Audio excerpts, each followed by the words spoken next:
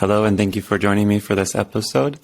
Today I have the honor and the privilege of speaking with Dr. Murray Stein. He is a graduate of Yale University, the University of Chicago, and the C.G. Jung Institute-Zurich. He is a founding member of the Interregional Society of the Jungian Analysts and of the Chicago Society of Jungian Analysts.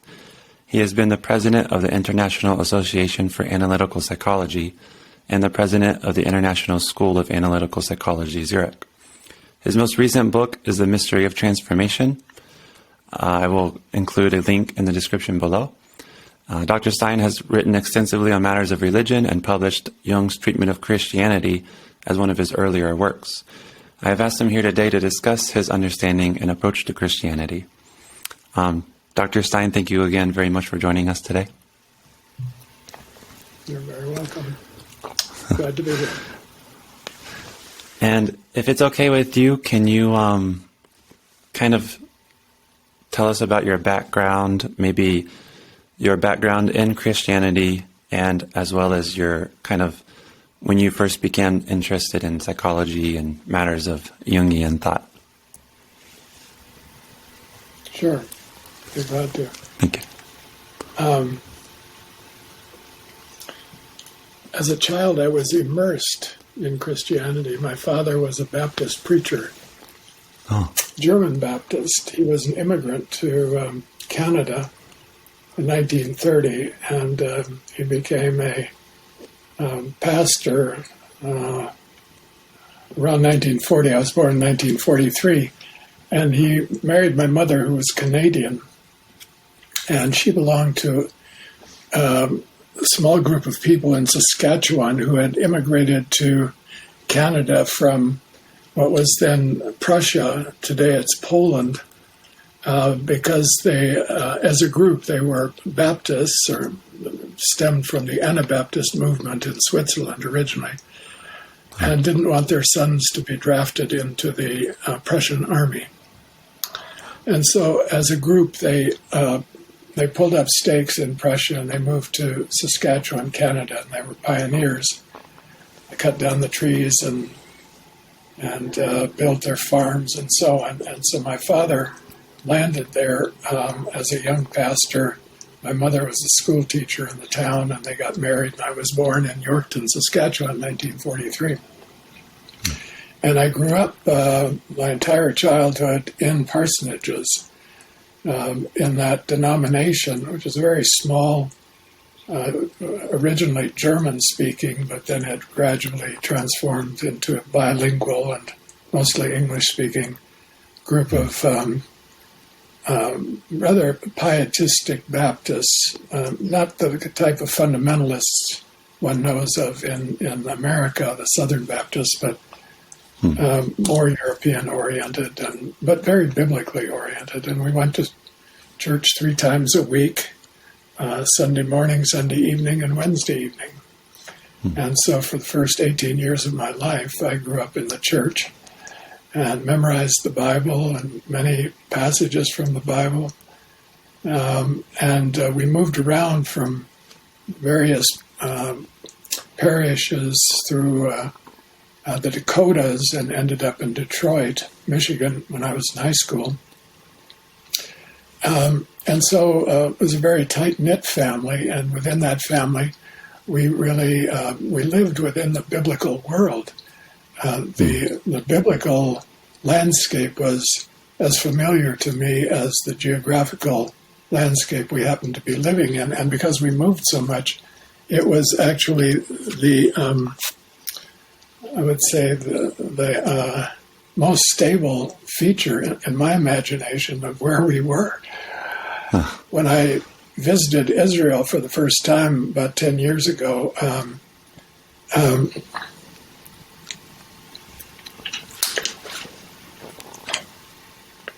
I have to say,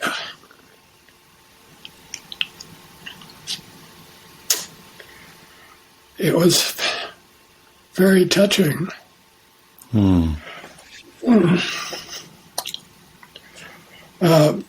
Because it really recalled my childhood, and the names and places were more familiar to me than many of the small towns where we had lived, people we had known. The biblical figures were our constant companions. We read the Bible before breakfast.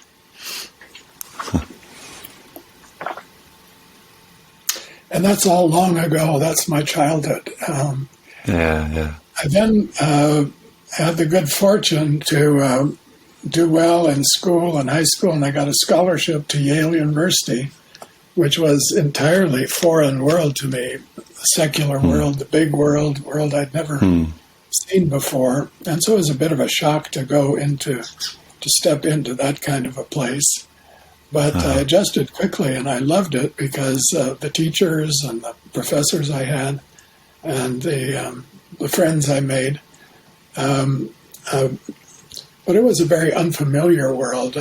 Many of the students came from New York and the East Coast and went to boarding schools and private schools.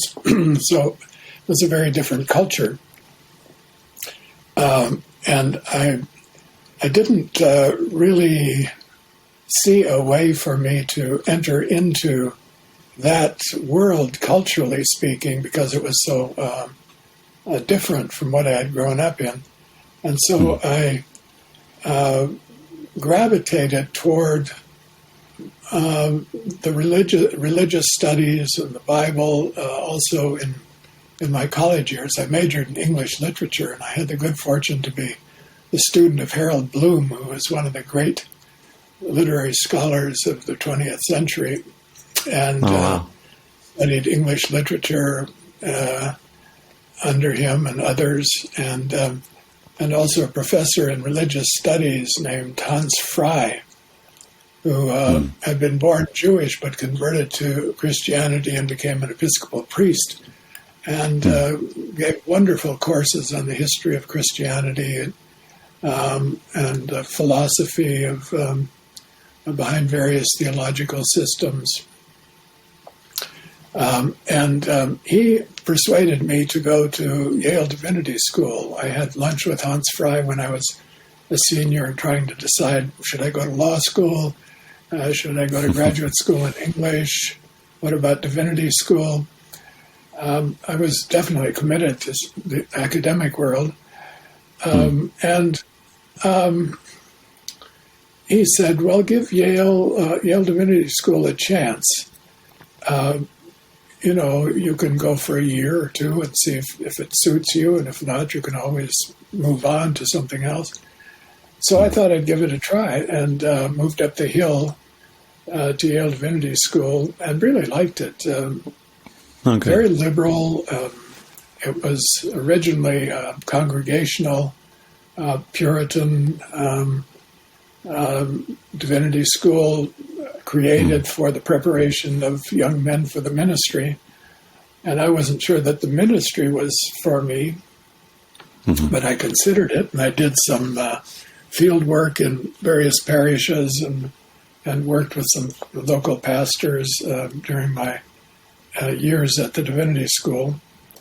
But I was never quite convinced that I would make a good pastor.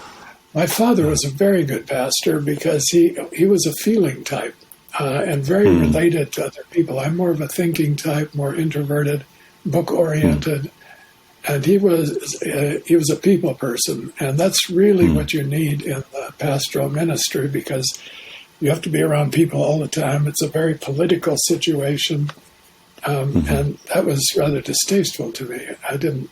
No.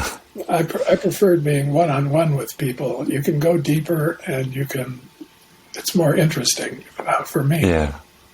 Rather than preaching to groups of people and working in groups. So between my second and third year at the Divinity School, I took a year off and worked in Washington, D.C. in the war on poverty under Johnson. President Johnson was in the White House at that time. He declared war on poverty, and there was a poverty program.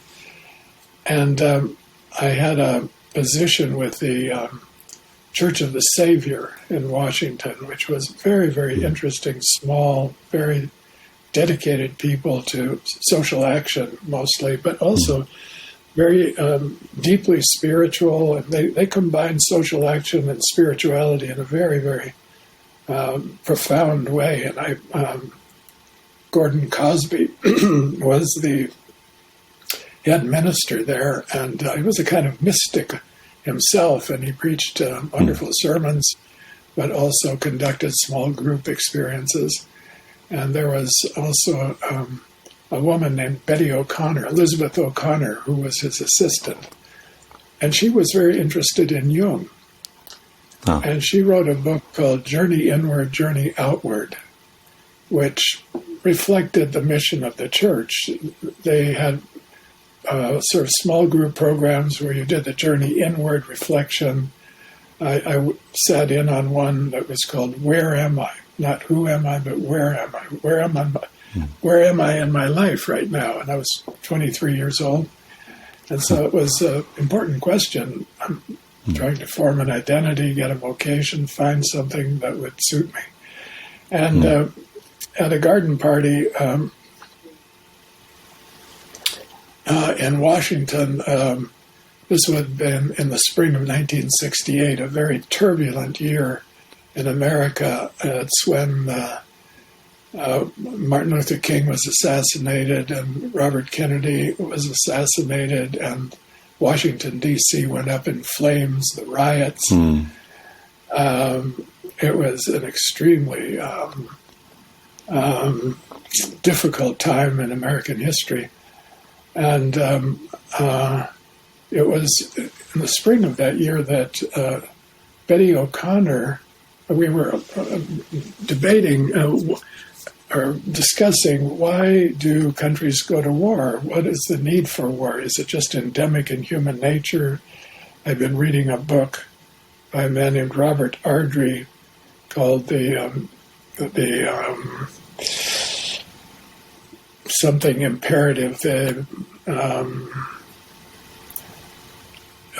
His argument was that groups will defend the territorial imperative will defend their territories, and if their territories are infringed or threatened, they will go to war to protect their territories. And we were in Vietnam. It seemed like Vietnam was protecting its territory, trying to get us out of there. We were fighting communism. All of us hated the war. So we were discussing, why do we need this war, and why is there war anyway, and why can't everybody live peacefully? And Betty O'Connor said to me, well, sometime you should really read Jung and read about the projection of the shadow. So I said, what's that?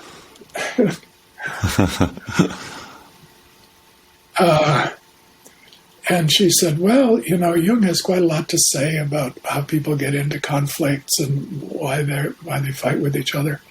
So the next day I went to the bookstore in Washington and asked if they had any books by Jung. And they didn't have much, but they did have one. It was Memories, Dreams, Reflections, which is Jung's autobiography, autobiographical memoir written with his secretary, Anil Yaffe. And I took it home and started reading it, and I was just totally fascinated by, got me off the topic of war altogether, fascinated by especially his account of his inner life and his inner development using dreams. And in all of my studies, even biblical studies, I mean, you do read about dreams in the Bible and how important they were at some points, and visions and so on, but in theological studies, you don't take that too seriously. And certainly people today in my world did not pay any attention whatsoever to their dreams. The revelation was over 2,000 years ago, and now it's just a matter of reading the texts and learning them and practicing the way of life that's been established in Christianity. So this idea that individuals could have a type of revelation on their own, that in their dreams they could have experiences of a spiritual nature, of a guiding nature, of what Jung calls a numinous quality, religious experiences. So the notion of religious experience wasn't foreign, but it was very located in church experience, revival meetings, baptism, the sermons, that sort of thing. So it was very restricted to the church setting. But this opened the door to individuals on their own having access to this, what you could say, spiritual world. And that utterly fascinated me. It was new. That was new information. And so I read that book and started recording my dreams and went back to Yale for my third year. In the meantime, I'd gotten married in Washington to a woman I met at the Church of the Savior. Okay. And we moved back on the campus at Yale, New Haven. And the first person I met coming onto campus was a professor named Russell Becker, who I hadn't really paid much attention to before. He was in charge of pastoral counseling at the Divinity School, and he taught a course in that and prepared the young men and women for pastoral ministry and taught them to do some sort of light counseling work using Rogers mainly. And he was the first person I bumped into on campus. And we exchanged greetings, and he asked me what I'd been doing. I asked him what he'd been doing.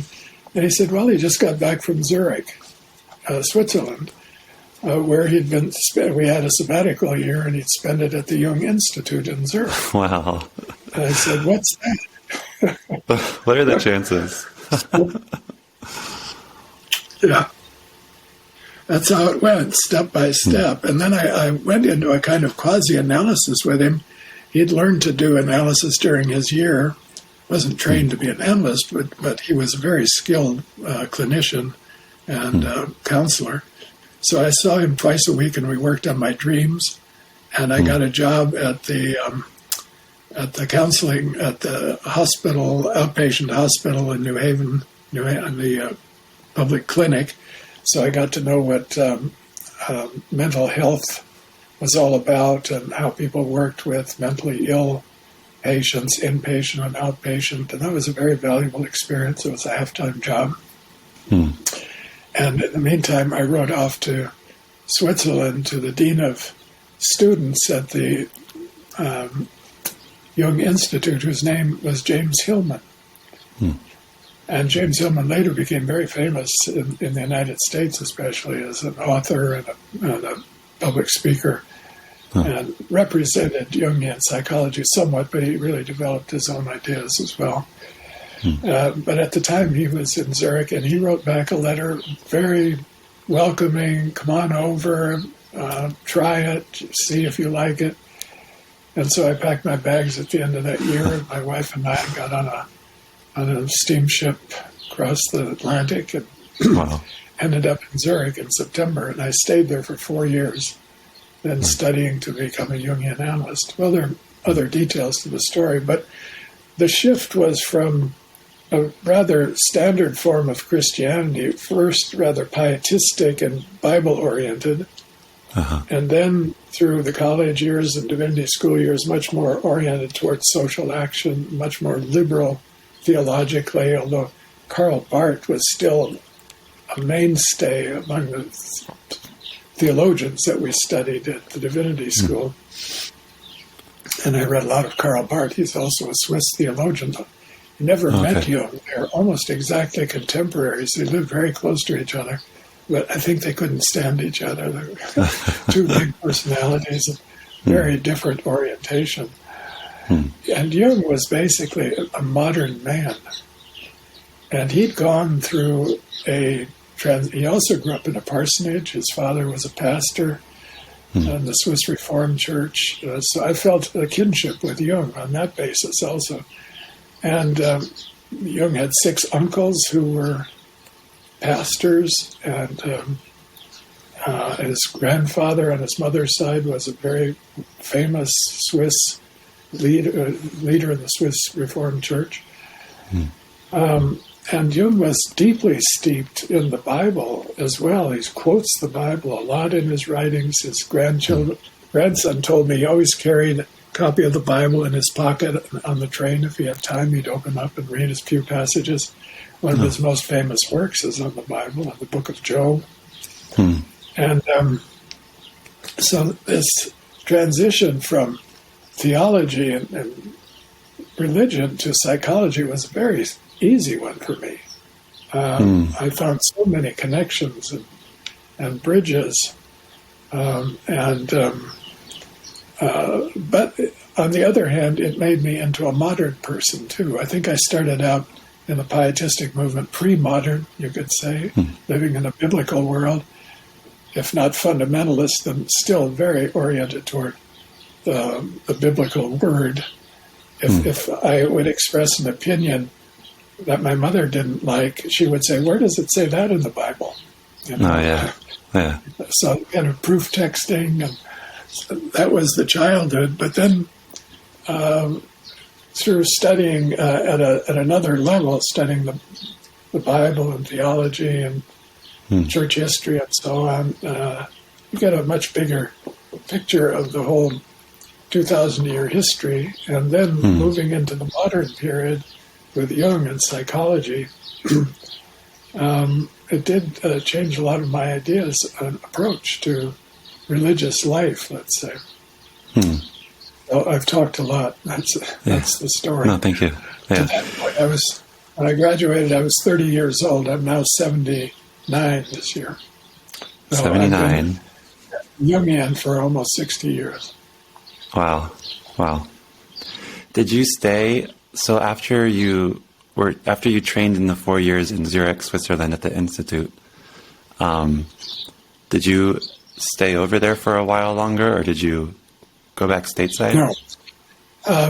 I went back to the States upon graduation. I was there 4 years, from 69 to 73, which were incidentally very, very good years at the Jung Institute because of the teachers we had who were first generation Jungians who had been with Jung and could, speak from their own experiences of him and his personality, and not just from book learning.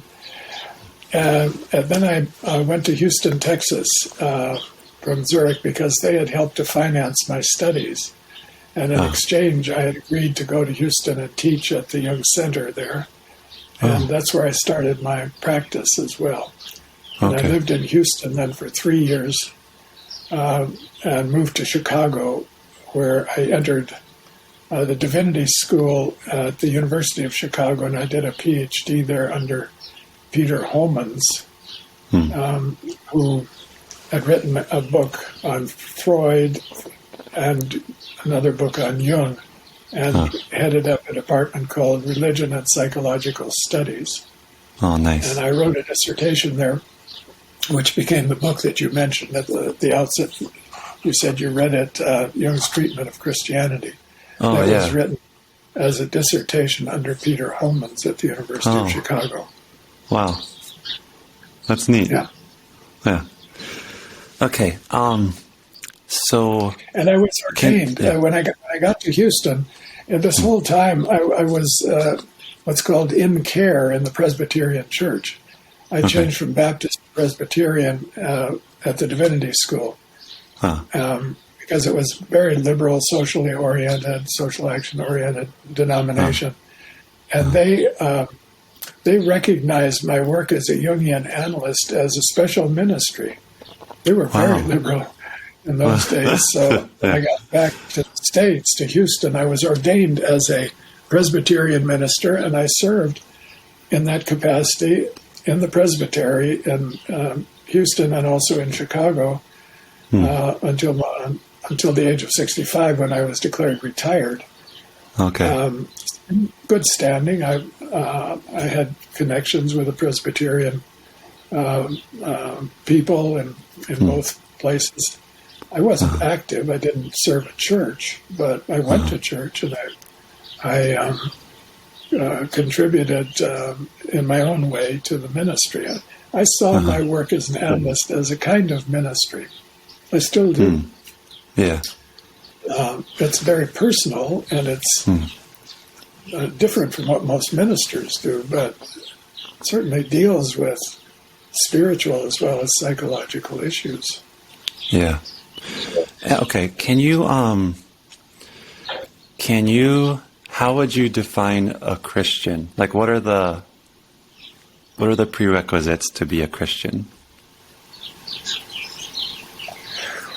Well, many types of Christians, and I've met many different types of Christians in the course of my life as a Jungian. I traveled a lot because, as we mentioned in the bio, I was the president of the International Association for Analytical Psychology, which meant I traveled all over the world. I spent time in Russia, I spent time in China, Japan, South America, Africa, and many different places. And so there are many different types of Christians. I remember when I was in St. Petersburg one time, this was around 2000, and I went into an Orthodox church, and I just observed the people. And they have icons, and it was mostly older people. And I watched an older woman, she was probably 70 or 75, kneeling in front of the icon, gazing into it, saying her prayers, and then touching it and kissing it, and then going on to another station. Now, that's not something I would have seen in the Baptist church. We had no icons. We had no picture windows, even. The Protestant, Reformed Protestant, same in Switzerland, the Reformed Church, took out all the statues, all the icons, all the symbols. It was all based on the Word. So there's a type of Christian who is rooted in the Bible, and there's a type of Christian who's rooted in ritual, and there's a type of Christian who is rooted in an inner experience. That's me. I don't go to church anymore. I haven't for years. I live in Switzerland now. I moved back to Switzerland when I was 60 years old, and I've lived here now for almost 20 years. I live out in the countryside near the mountains, and I go into Zurich once in a while to work. But I do a lot of this type of work, online work now. And church doesn't mean anything for me anymore. I've heard thousands of sermons. I've heard great sermons. In Switzerland, too, they're very great preachers. I heard my father preach 3 times a week when I was a kid. And at Yale, I heard terrific preachers. William Sloane Coffin, one of the best preachers in history, I think. Powerful, moving. So I just don't feel a need to hear more sermons. I do read the Bible occasionally. I study it, especially if I'm writing something or that's relevant to the biblical texts. I've enjoyed visiting Israel a couple of times. But my type of Christian is someone who's had an inner experience that tells them that Christ is the most meaningful symbol of the divine for them. Okay. That's the way it is for me. Of all the gods and goddesses, and I've seen and studied many of them, they don't speak to me on an inner level. And, Jung had this method called active imagination. And you can read his experiences in active imagination in the Red Book. It was published in 2009. These are, it's a record of what he experienced in his midlife crisis. And he went very deep into his inner world, and he experienced interesting figures, among them Christ. Christ came to him a couple of times. And that can happen on an inner level, that you can have a spontaneous meeting or conversation or vision or image of Christ. And if that speaks to you as the ultimate message for you, then you're a Christian, I think. Okay. So there are official Christians who belong to the church, pay the dues, tithe, and so on. And then there are these other Christians all over the world for whom Christ is a guiding light, the leading inner figure of the divine. So what is a Christian? I think it's just somebody who's oriented to the Christ figure. in some important way. Okay. And how, can you explain, in Jungian psychology, it's about, there's a lot of, maybe the end goal is to be more whole, to be more complete. And I think in a lot of Christianity circles, it's about kind of like perfection. I think of maybe Jesus saying, like, be perfect even as my Father is perfect. Can you talk about the difference between perfection and wholeness and how you reconcile those? Yeah. Right. Well, wholeness has to do with mental health, being a healthy person. Okay. And you could be a very spiritual person and not be a healthy person. A lot of saints were not particularly healthy, psychologically or mentally.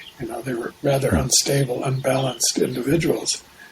But Jungian psychology, Jungian analysis grows out of the mental health tradition, only indirectly out of the church, confession, and so on.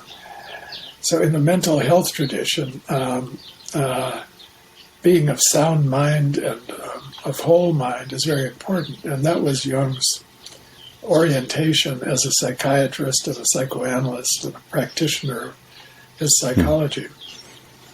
So it's good if, as a human being, you can be healthy and whole, physically, mentally.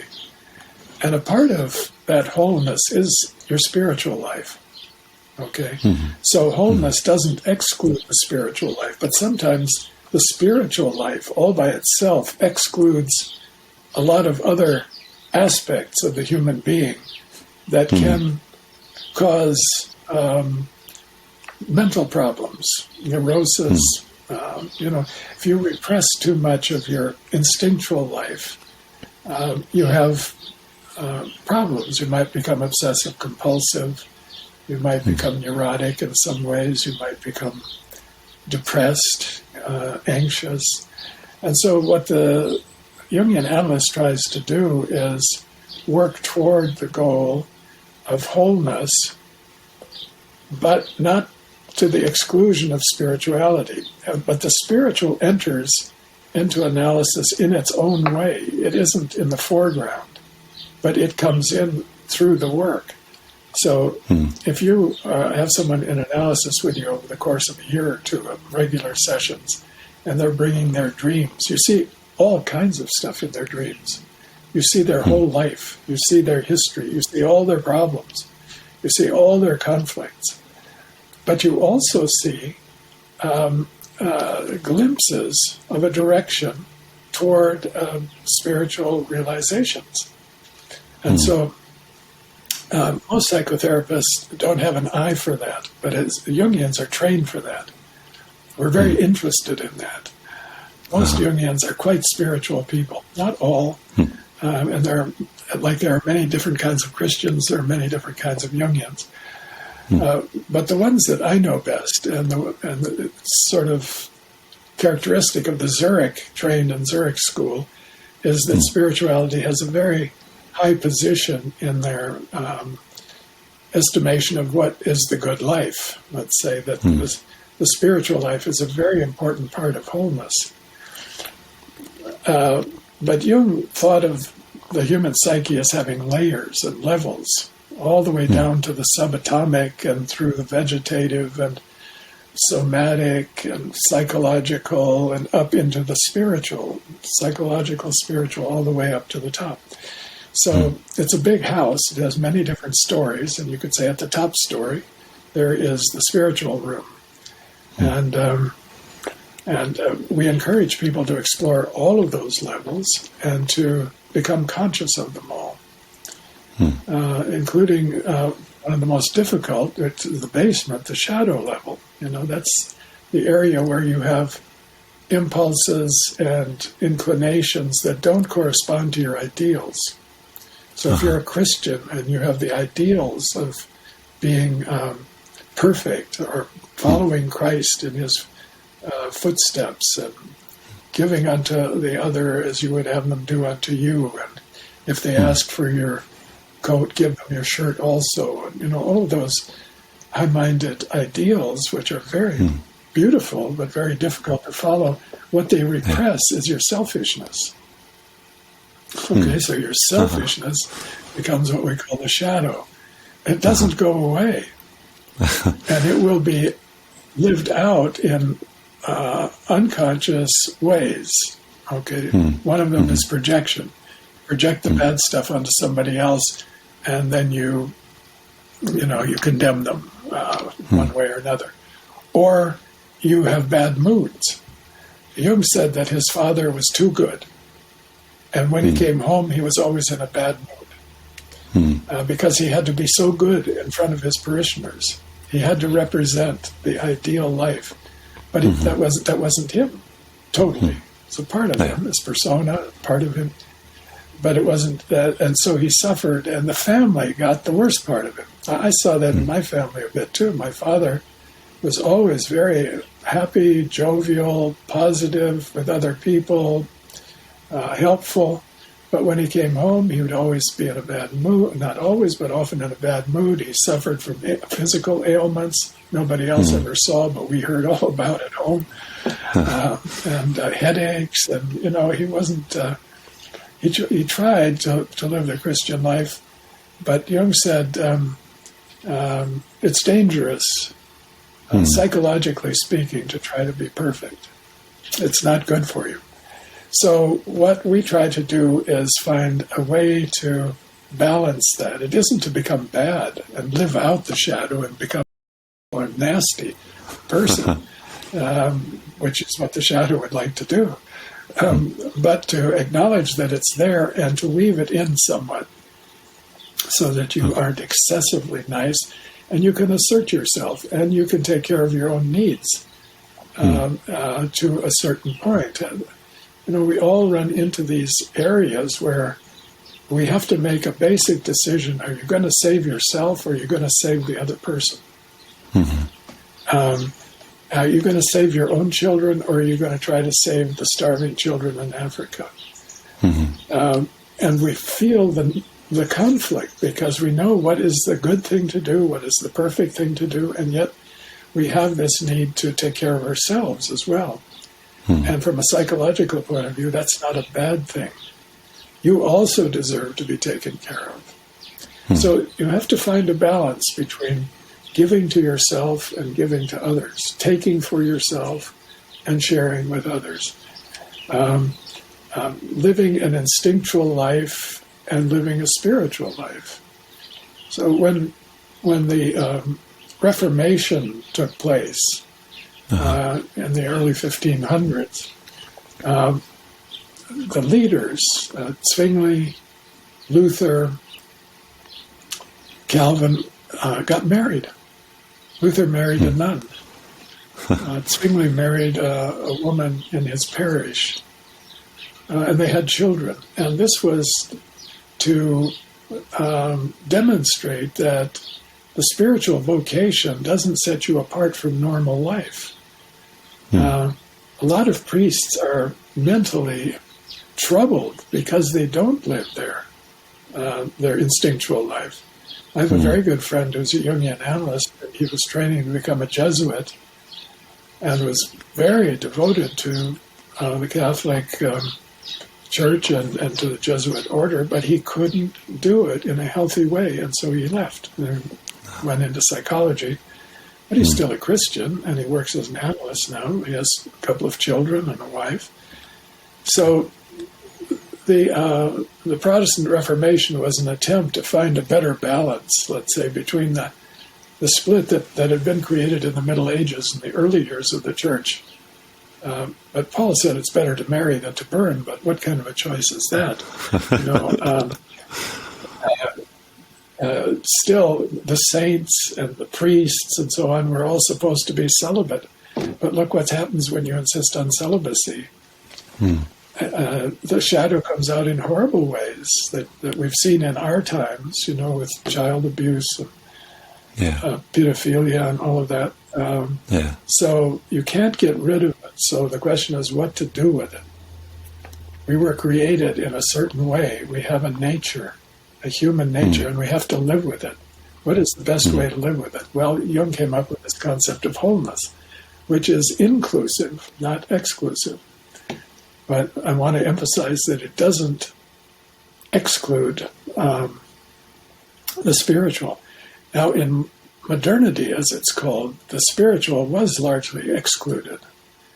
There was as Western history developed after the Reformation and into the Enlightenment and so on, the emphasis became on turned to the study of the material world in a scientific way. And the spiritual world was more or less put to the side and eventually was declared as non-existent. There is no such thing. There are no such thing as spirits, ghosts and angels and all that stuff. That's human projection and nonsense. So it was just eliminated in favor of the scientific method, the study of the material world. And look at all the progress that's been made because of that intense focus on learning how the material world operates and what we can do to manage it and so on. Engineering and creativity, a tremendous outburst of ingenious creativity that we all benefit from. But officially excluded the religious world as it had been known. Yeah. So Napoleon, installed reason in Notre Dame Cathedral. The God is reason. We're going to live by reason now. And, all philosophy and so on went in that direction for a period of time. Now, I think that's changed in more recent times, and people are taking a new view of even mysticism and mystical experiences and spirituality.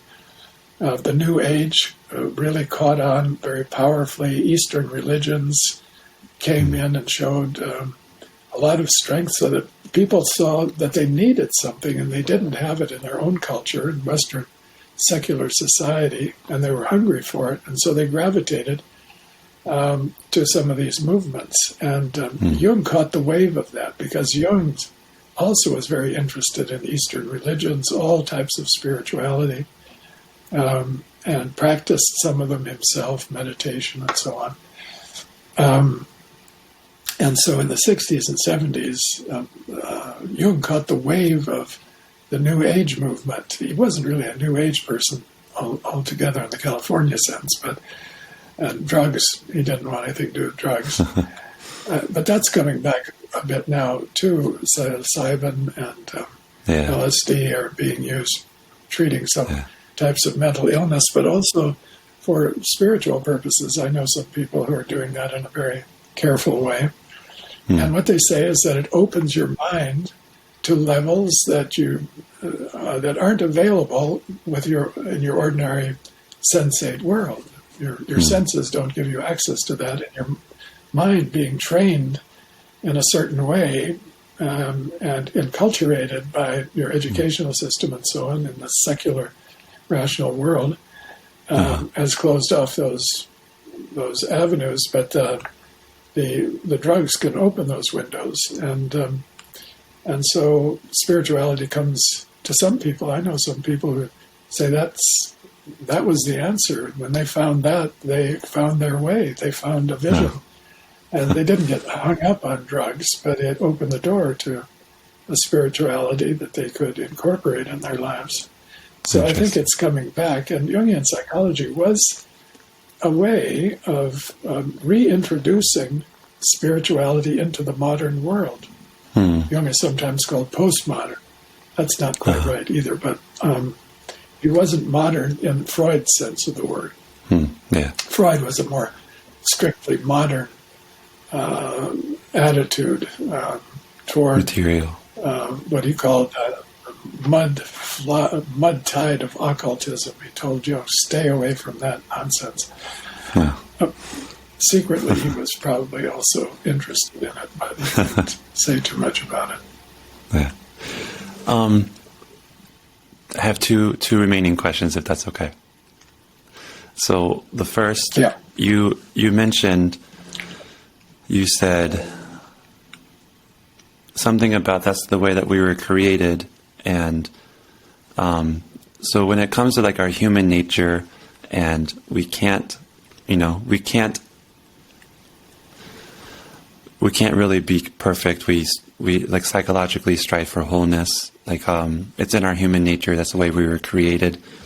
In Christianity, you understand like the Christian myth of creation and our fallen nature, and that's a way of understanding how in this world we'll never be perfect, but that doesn't mean we can't like strive for it. But that's the reason the fall explains the reason why we have such a hard time with sin and with missing the mark and without.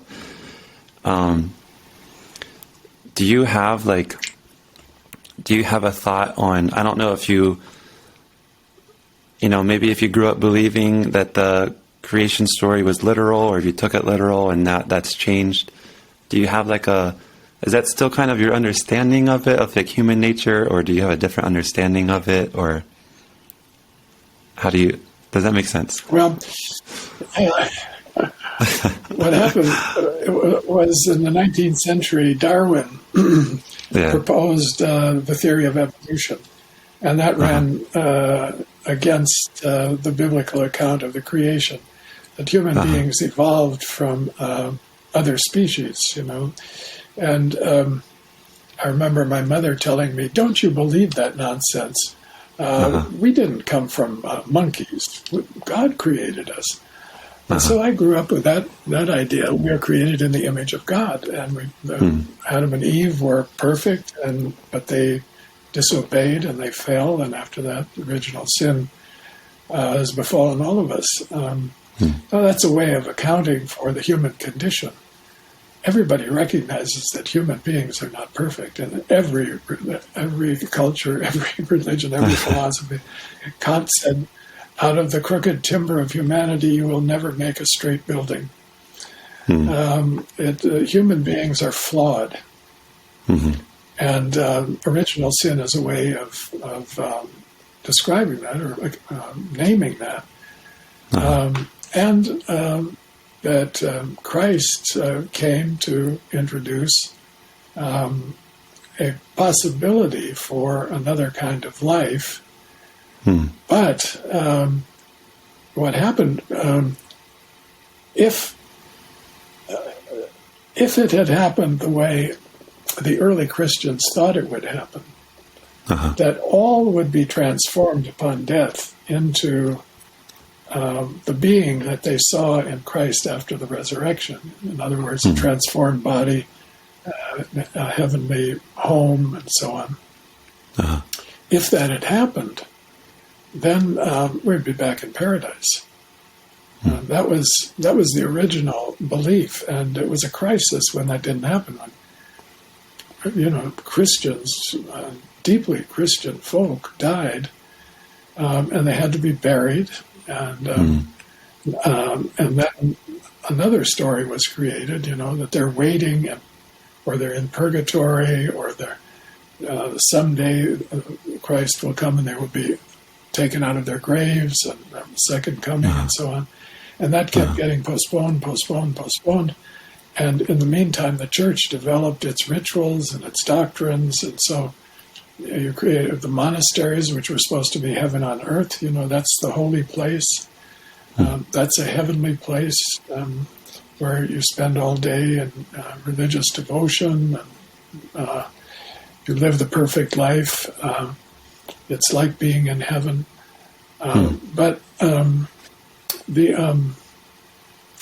what science did, though, was to really disrupt the whole story with the discoveries in archaeology and anthropology, and examining the biblical texts more carefully from a literary, scholarly point of view.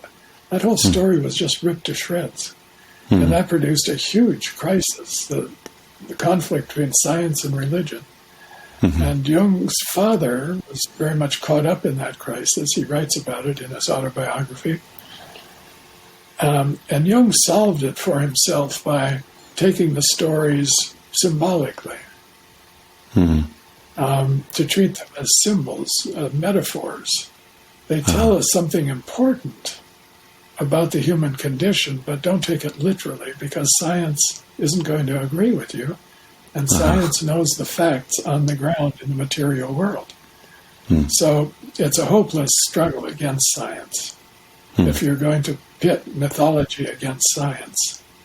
Unless you find a way to say that mythology is significant and it tells truths about the inner life and the spiritual life, but not the physical world. So there are many myths of creation, different cultures. The biblical myth is one among many. And there are different accounts for why human beings are flawed. The psychological account is that we do have an animal nature. We are mammals, and animals have instincts, and we have instincts. We have a body. We live in a body. The body is a part of our self. It's a part of our wholeness. And we can't deny it without consequences. So the denial of the body that Christianity attempted, the denial of the physical body and physical needs, was a detour, let's say, maybe a necessary one. Jung didn't think it was a bad idea that the first 1,000 years of Christianity focused on perfection, and the second 1,000 years has come to represent a descent into matter, and really created a very different type of orientation. But that original move into the spiritual world was necessary in order to increase consciousness out of the pagan predecessors that were quite content to live in a materialistic and sensual world. Although there were also Stoics and philosophers in the ancient world and mystics and so on. Yeah. But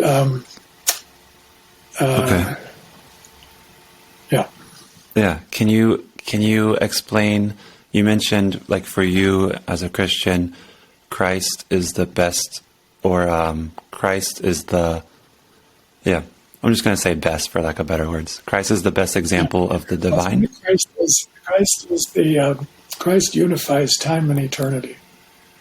Can you explain that? In Christ, you have a human being, a temporal Jesus of Nazareth, walking around the hills of Galilee, but also at the same time embodying the divine. And this becomes increasingly clear in the Gospels as his life goes on, and it's illuminated or revealed in his last days and in the crucifixion and resurrection and so on.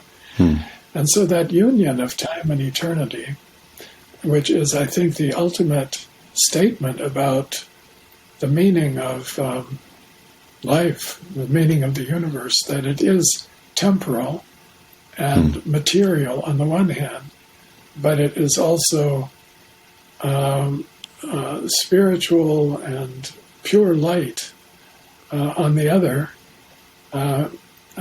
comes together in the figure of Christ. And so for me, he's the perfect symbol of the union of the opposites of time and eternity. Is that something that we can also... Sorry. Yes, is that something that we can also... Yeah. Yeah. Yeah, okay. I don't know if you've had the experience, but a lot of people experience what's called the fifth dimension. That is an invisible spiritual world that you can't see with your eyes, okay? There's a famous German mystic named Böhme, Jakob Böhme, and he was a shoemaker. And one morning he was standing in his workshop and he saw the light reflected off of one of his tools. And it hit him in a certain way, and suddenly he said he could see the invisible world. And he went outdoors, and for an hour or so, it was visible to him.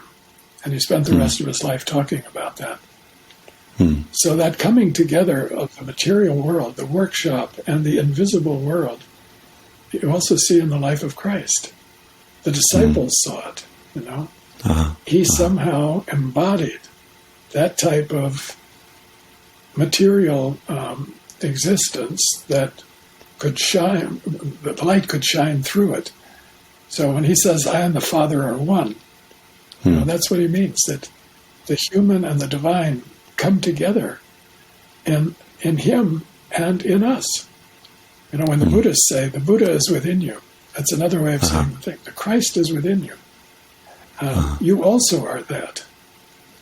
You are material and temporal, and your body gets old, and time goes on, and you can't do things you could earlier. That's real. Time is real. But so is the eternal. You're also immortal. You have an immortal soul. And this coming together of these two in the figure of Christ is, for me, the ultimate. Okay. Thank you. Yeah. Okay, I think we Thank you. It's been a end there. pleasure, Daniel.